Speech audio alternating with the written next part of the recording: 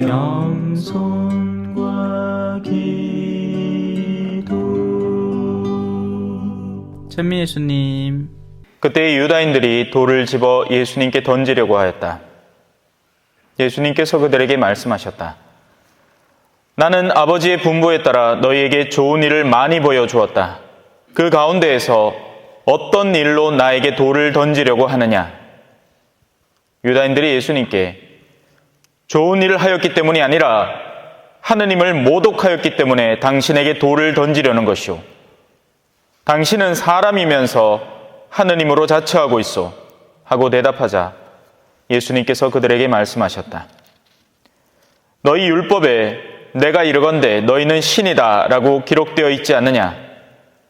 폐기될 수 없는 성경에서 하느님의 말씀을 받은 이들을 신이라고 하였는데 아버지께서 거룩하게 하시어 이 세상에 보내신 내가 나는 하느님의 아들이다 하였다 해서 당신은 하느님을 모독하고 있어 하고 말할 수 있느냐?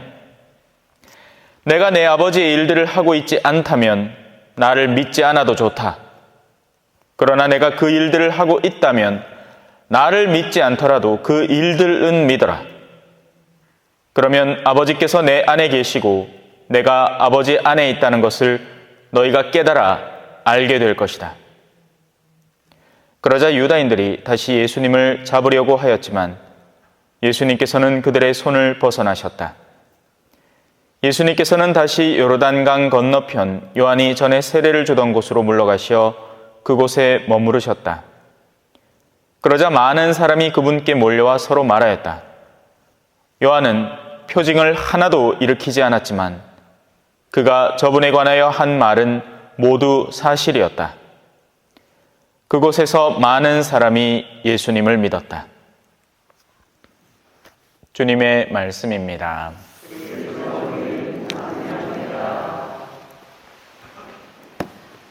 찬미 예수님.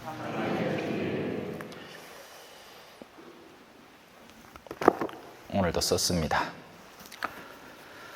제목은 아버지의 일들이라는 주제입니다. 아버지의 일들. 라디오가 모양이 다 다릅니다. 옛날에 막 큼지막한 라디오도 있는가 하면 요새는 기술이 좋아갖고 요따시만한 라디오도 있습니다. 하지만 주파수가 같으면 결국 같은 방송이 나오죠. 우리는 저마다 다르지만 하느님의 자녀라면, 하느님께 올바로 주파수를 맞추고 있다면 바로 오늘 제목처럼 하느님의 자녀로서의 일, 아버지의 일을 하게 됩니다. 겉모습이 같다고, 자 이제 반대로 겉모습이 같다고 해서 일의 의미도 같아지는 게 아닙니다.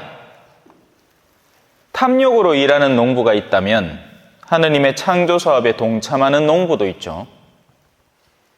둘 다 일은 똑같습니다. 참외는 똑같이 재배할 거예요. 근데 누구는 정말 이거 벌어서 진짜 한몫 지대로 땡겨가지고 내 이번에 마누에 버리고 이제 막 나갈 기다 이런 속된 생각, 탐욕스럽고 이기적인 생각을 하는 사람이 있는가 하면 누군가는 이번에 또 이런 수확을 통해서 하느님께서 나한테 축복을 내려주시고 이 수확물로 많은 사람들이 이 창조물의 기쁨을 함께 누리겠구나. 이런 아름다운 생각을 할 수도 있겠죠. 돈벌이 수단으로 환자를 다루는 의사가 있는가 하면 정말 몰라요. 한국은 지가 암만 그럴라 해봐야 규제를 크게 벗어나지는 못하겠지만 남미 같은 곳에서는 정말 말도 안 되는 상황을 두 눈으로 목도해야 됩니다. 특히나 그 동네 사람들은 없기 때문에 없다는 건 곧 죽음을 의미하죠. 사소하게 고침받으면 나을 수 있는 걸 죽어야 되는 겁니다. 사고가 나서 욕창 비슷하게 생긴 그게 골마 터져서 다리를 잃어야 하는 거고요. 그냥 소독을 제대로 받지 않고 항생제를 제대로 투여받지 못한 것 뿐인데, 근데 병원에 가면 고쳐줍니까? 돈 달라 하지. 정말 그런 모습 보면 이 의로운 분노 있잖아요. 이놈의 인간이요, 이게 멱살 잡고 당장 싸우고 싶은 그런 마음을 들기도 합니다. 하지만 진짜 사람을 염려하고 걱정해서 내 몸처럼 같이 느껴주고 그의 아픔을 공감해서 고쳐주려는 의사가 있습니다. 정말 드물죠, 근데. 드물죠. 예. 정말 자신의 본연의 목적의 일 그대로 하느님의 창조 사업에 동참하는 하느님께 주파수를 맞춘 그리스도인을 찾는 건 쉽지 않은 일입니다. 이처럼 외적인 모양새가 비슷하다고 일이 무조건 다 똑같아지는 게 아닌 겁니다. 겉으로는 다 똑같은 일을 하고 있죠. 겉으로야 다 이사 가운 입고 있고, 겉으로야 다 뭐 같은 일을 하고 있고, 하지만 속내는 완전히 달라지는 겁니다. 주파수가 완전히 다르기 때문이에요. 학교 선생님을 하더라도 정말 애들을 그냥 돈주머니로 하는 선생님이 있는가 하면 정말 그 아이들의 인격을 함양해서 더 나은 존재로 만들어주려는 선생님이 완전히 다르죠. 이건 뭐 제가 학생 때라도 알겠습니다. 어떤 선생님이 정말 우리를 더 나은 방향으로 이끌려고 애를 쓰시는 분인지, 어떤 선생님은 선생님이라는 이름 자체가 전혀 어울리지 않고 지가 밖에서 성질 나온 걸 아한테 화풀이하는 그런 쌤도 있잖아요. 그런 쌤은 때리는 것 자체가 다르단 말이에요. 훈육하려는 선생님은 정당한 잘못에 정당한 이 훈육을 합니다. 그런데 그렇지 않은 선생님은 앞에서부터 뒤까지 기대기 때리면서 가죠. 완전 인격 말살적으로 그렇게 가는 겁니다. 그걸 보면 아이들이 다 질려버립니다. 지금은 거꾸로죠. 선생님이 애들 겁냅니다. 세상이 뒤바뀌어가지고 우리 친구들 너 이러면 안 돼, 근데 이러면 안 돼 라고 하면서 걔를 절대 건드릴 수가 없어요. 건드리는 순간 또 무슨 아동 폭행이니 뭐니 해가지고 꼰질러 버리면, 지금 부모들도 사실 거의라고 하면 안 되고, 부모님들 중에서도, 학부모 중에서도 굉장히 정신 상태가 정상이 아닌 케이스들이 많습니다. 그러니까 자녀에 대한 집착 수준으로 그 아이를 감싸는 거죠. 그러다 보니 상식을 초월하는 생각을 하는 겁니다. 심지어는 그럴 수도 있겠죠. 요 케이스 잘 살리면 제대로 한몫 뜯어낼 수도 있겠다. 얼마나 잔인한 생각입니까? 그죠?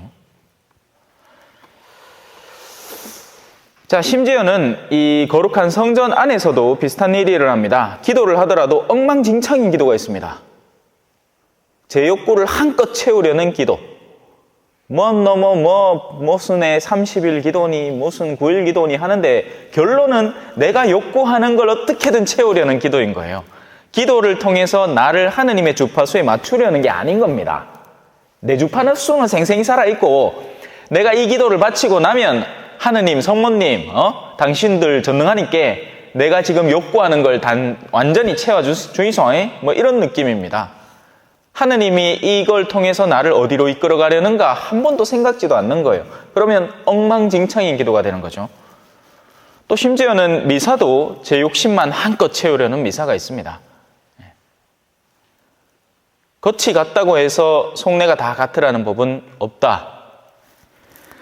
자, 이제 다시 아버지의 일로 한번 돌아봅시다. 아버지의 일은 무엇인가? 이거 모르는 사람 아무도 없습니다. 아버지의 일은 우리 주변에서 요즘 벚꽃이 한창 만발하잖아요. 그죠? 그렇게 만발하다가 이제 조금만 있으면 아마 내일이나 모레쯤부터 이제 막 떨어지기 시작할 겁니다. 때가 되면 잎을 떨어냅니다. 그리고는 또 조금 있으면 이제 벚나무니까 열매들이 이렇게 맹글맹글 맺히겠죠. 또 겨울이 되면 앙상한 가지만 남아서 최대한 수분을 잃지 않게끔 노력하고 또 그 다음에 싹을 틔울 준비를 갖출 겁니다. 너무 자연스럽지 않나요? 아버지의 일은 너무 자연스러운 일입니다. 아버지가 하는 일은 살리는 일입니다. 아버지는 생명이시고 선이시기 때문입니다. 물론 뭘 살려야 될지가 중요하겠죠? 살려도 죽는 대상을 살리는 게 아버지의 일이 아닙니다. 언젠가는 상실하게 될 것을 억지로 유지시켜 살리는 게 아버지의 일이 아니에요. 아버지는 영원으로 살리려고 합니다. 이 부분을 우리가 이해를 잘 못해요. 우리 아버지는 우리를 영원히 간직하고 싶어 하는데 우리는 어떻게든 이 지상에서의 살림을 조금이나마 더 얻어볼까 욕심을 내는 거죠. 그러니까 이 두 개가 주파수가 안 맞는 겁니다. 아버지가 이 지상 생명을 살리실 때는 그걸 통해서 원하시는 게 있어서 살리는 겁니다. 그게 아니면 당신께 부합하는 일하면 데려가도 벌써 데려갑니다. 수많은 성인들은 단명했어요, 사실. 뭐 소아 데레사라든지 우리가 아는 웬만한 성인들은 옛날에는 뭐 의료기술도 좋지 않았고 위생 상태도 엉망이었기 때문에 오래 살 수도 없었습니다. 예.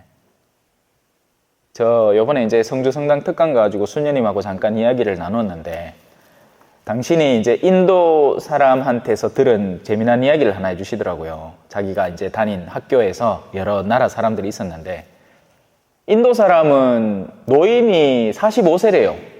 난 노인이라. 인도 가마. 그 뭐 겐지스 강에 모욕하고 그 물 막 뭐 신성한 물이라고 퍼붓고 이가면 막 온갖 장염이고 뭐고 다 걸릴 거 아닙니까? 우리나라는 인자 50이라도 얼라라, 그죠? 우리 성당에 50 있어 보이소 뭐 쳐주긴 하겠습니까? 60대면 청장년이고, 그죠? 예.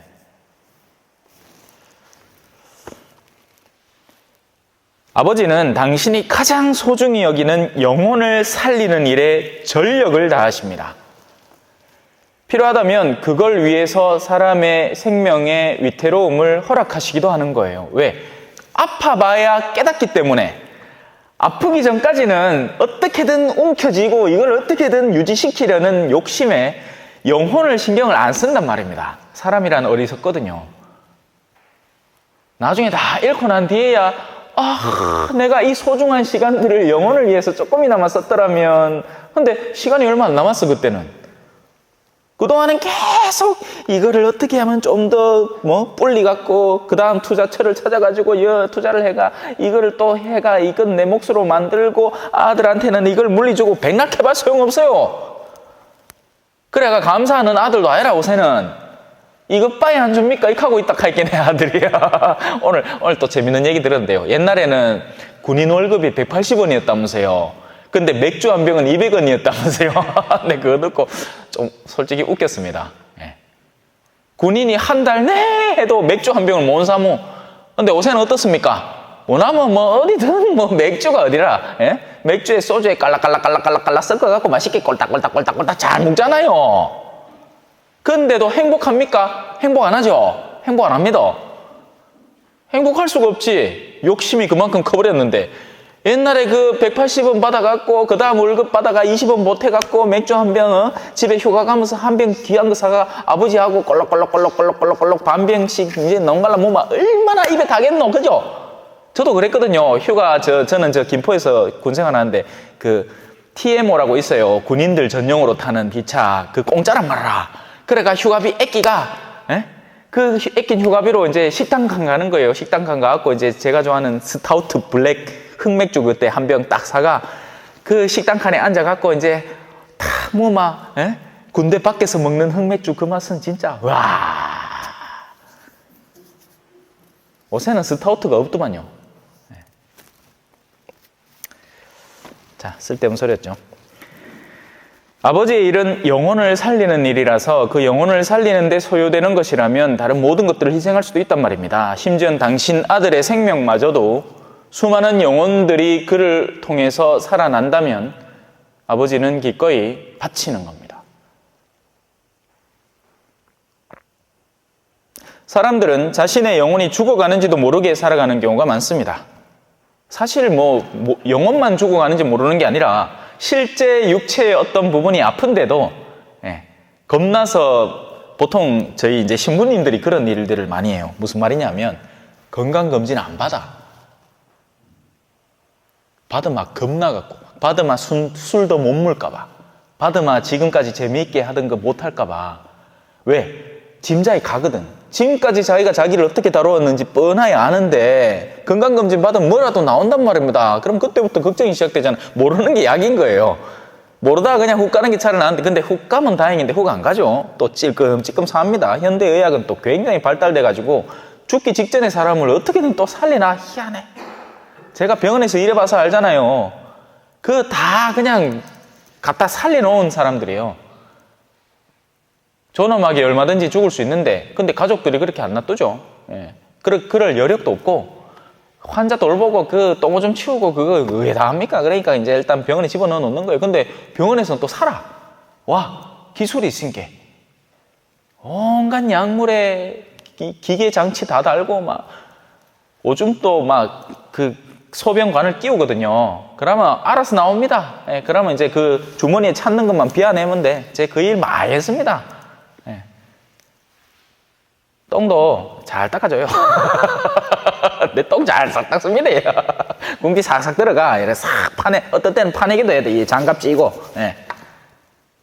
그게 현실이에요, 여러분. 병원 가면 그 일이 현실이라고요. 우리에게 다가올 현실입니다. 뭐 우리는 똥 안 살 것 같아요, 병원에서는. 뭐 맨날 꽃단장 해가 여러 입을 싹 덮어갖고 샤방샤방하 있을 것 같아요. 아니란 말이에요. 거기는 전쟁터예요.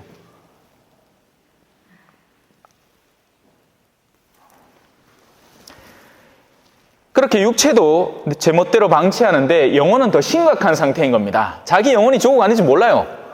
알면 뭔가 움직이겠지. 발등에 불이 떨어졌는데 아프잖아요. 그러면 이 사람은 아이고 하고 춤이라도 출 깁니다. 깨춤을 춘다 하잖아요. 그죠? 그런데 영혼이 서서히 죽어가니 모르는 거예요. 나한테 뭐 잘못됐나? 아이고 뭐 성사 간만에 보는데 뭐 볼 것도 없고 그냥 대충 그냥 뭐 표만 내면 그만이지 뭐 이런 식인 거예요. 네. 미사에 와도 뭐 별다른 느낌도 없고 뭐 예수님을 입에 넣고 가도 뭐 이게 예수님인지 그냥 빵쪼가리인지 뭐 구분도 안 가고 그냥 영혼이 서서히 잠식되어 죽어가는 겁니다. 영적인 것에 기쁨을 누리는 마음 자체를 상실해가는 거죠.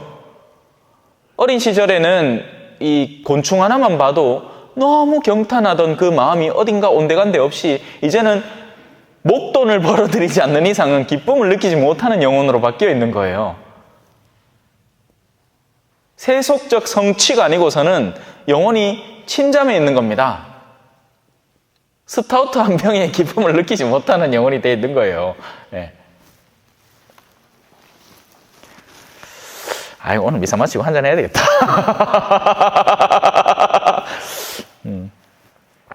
그래서 아버지는 그들에게 구원을 선포하고 구체적인 실행을 하기 위해서 당신 자녀들을 세상에서 보내십니다.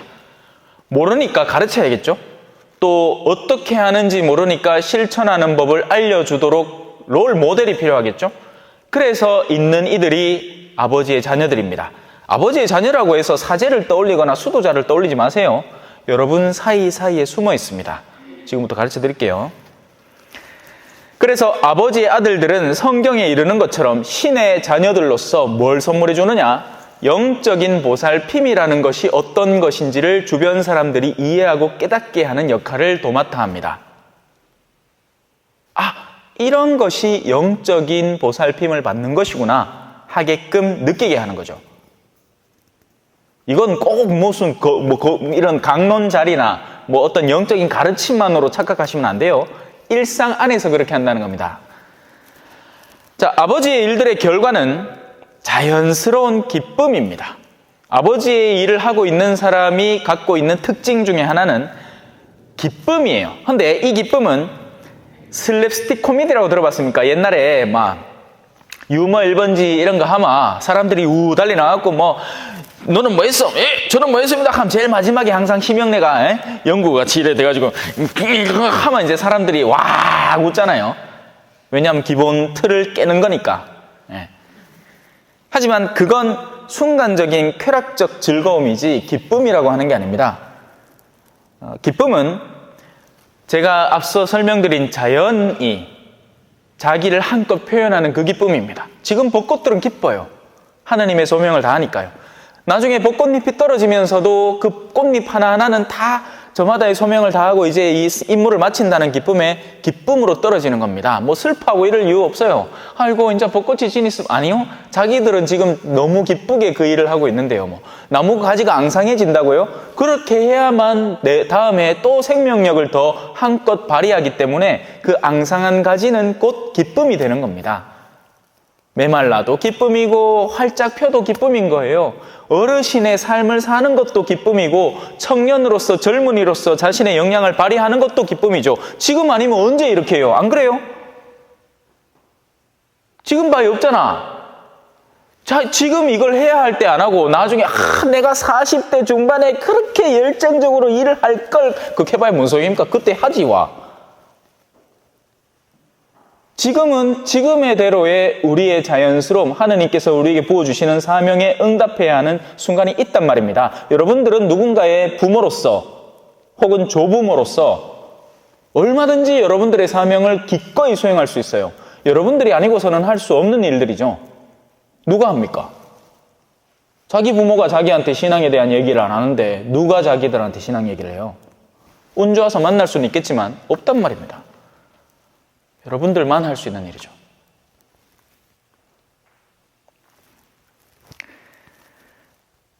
이 기쁨, 하느님 아버지의 일을 하는 사람의 이 내면적 기쁨은 원래 있어야 할 곳에 머무르면서 자신의 소명을 충실히 하는 이에게 주어지는 가장 깊은 곳에서부터의 안정감입니다. 아, 내가 내 자리에 있구나.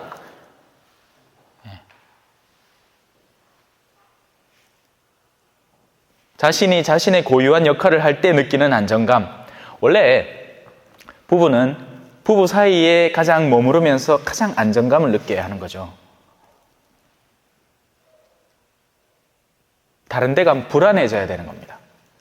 그런데 충동적 쾌락에 빠진 이들은 자신이 사랑한다고 착각하는 이와 있으면서 편하다라고 느끼겠지만 훗날 그 편함의 결과는 더한 괴로움으로 돌아오겠죠? 그건 기쁨이 아닙니다. 그건 쾌락이죠. 악인들은 이를 알지 못하기 때문에 아까 얘기한 것처럼 그런 종류의 쾌락을 뒤쫓아다니는 겁니다. 어떻게 하면 쾌락을 더 증진시킬까? 이 쾌락을 증진시켜줄 훌륭한 도구는 뭘까? 그 중에 제일은 돈이니라. 그래서 미친 듯한 돈을 향한 열정으로 세속을 살아가는 겁니다.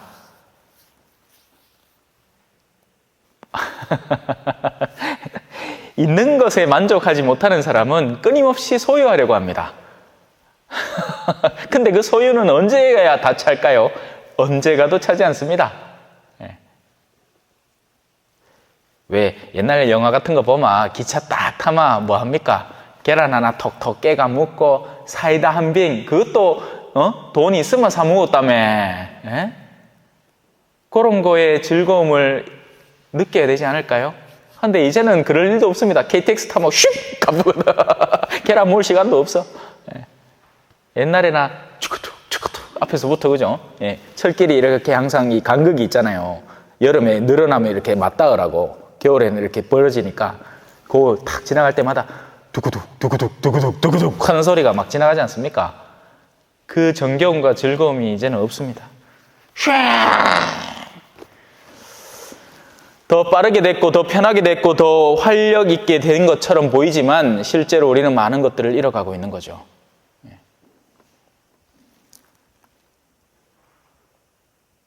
무언가 자신을 진정으로 기쁘게 해주지 않으면 그들에게는 의미 없는 기쁨이 되는 겁니다. 쾌락을 좀 더 증진시켜주는 기쁨이 아니면 더 이상 의미가 없다라고 생각하는 거죠. 그래서 미사 재미없다.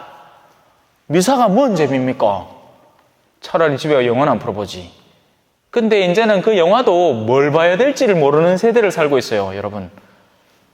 영화가 얼마나 많은지, 넷플릭스 들어보셨겠지만 요즘 젊은 사람들은 영화 고르다가 잡니다, 그냥.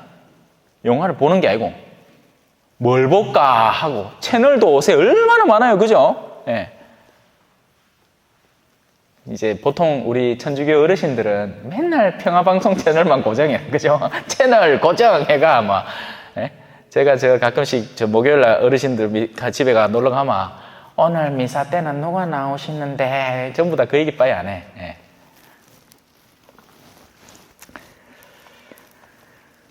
무언가 그렇게 자연스러운 기쁨은 그들을 더 이상 만족시켜주지 못합니다.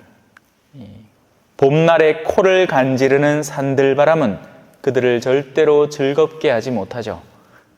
이 글 적으면서도 이건 너무 시적이다. 나한테 이런 감성이 아직 남아있구나. 신학교 때 시 많이 적었는데 요새는 시를 잘 못 적습니다. 그들의 내면에는 기본적으로 어둠이 깔려 있고요. 그리고 그 어둠에서 뿜어져 나오는 것들이 있습니다. 뭐겠습니까? 슬픔, 격정, 분노, 원한, 악한 의도, 악의가 존재하기 때문에 그런 것들을 일순간 잠깐이나마 훅 날려버릴, 왜 촛불에 연기가 이렇게 끄고 나면 나잖아요. 그럼 훅 불면 이제 잠깐 사라지는 듯 하지만 또 그 바람이 사라지고 나면 또 훅 피어오르죠. 그것처럼 그들은 그걸 잠깐이나마 훅 날려줄 것 필요하기 때문에 강렬한 쾌락을 찾아다니는 겁니다. 그것만이 자기의 그런 내면의 어둠을 순간적으로나마 잊게 만들어주기 때문이죠.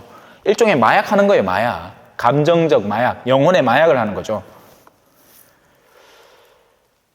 그래서 그들의 얼굴에는 기쁨이 존재하지 않습니다. 이는 외견으로도 쉽게 드러납니다. 보통 이제 정말 맑은 수녀님들 있잖아요. 그런 분들 보면 우리는 나이를 감지하지를 못합니다. 제가 볼리비아에서 제가 개인적으로 아는 수녀님 한 분이 있고 지금도 이렇게 가끔씩 놀러 가면 그 수녀님 어린애 같아요. 예. 너무 나를 보는 걸만 해도 기뻐하고 만나서도 진짜 기쁨의 대화를 나누고 서로를 돌보아주고 보듬어주고 막 이런 대화 안에서 얼굴이 해맑아요. 막 빛이 막 납니다. 예. 그런 분들 어르신들 계시죠? 여도 우리 어르신들 중에 보면 이십대 얼굴이 환해. 예.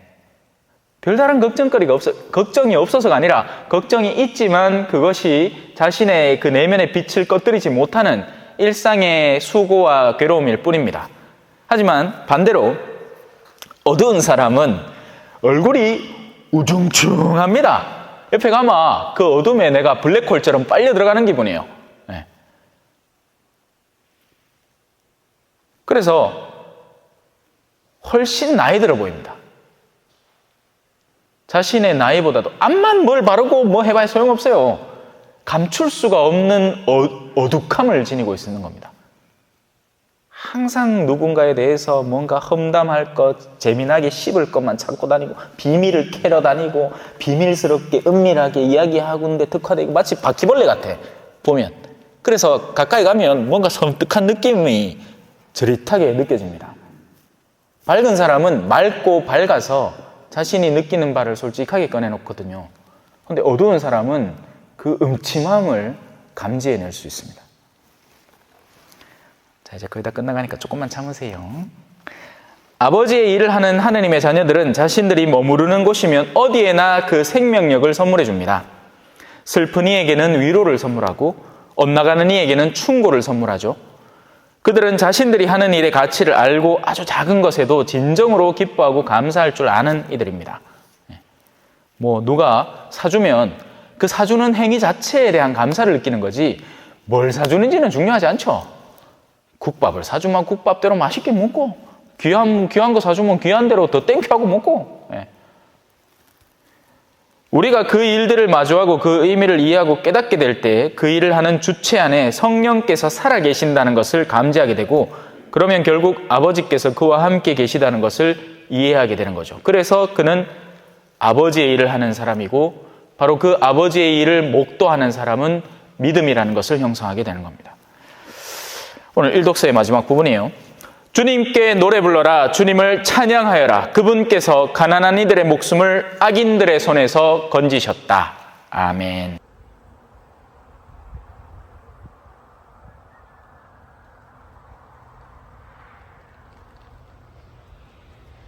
봄바람 휘날리며 흩날리는 벚꽃잎이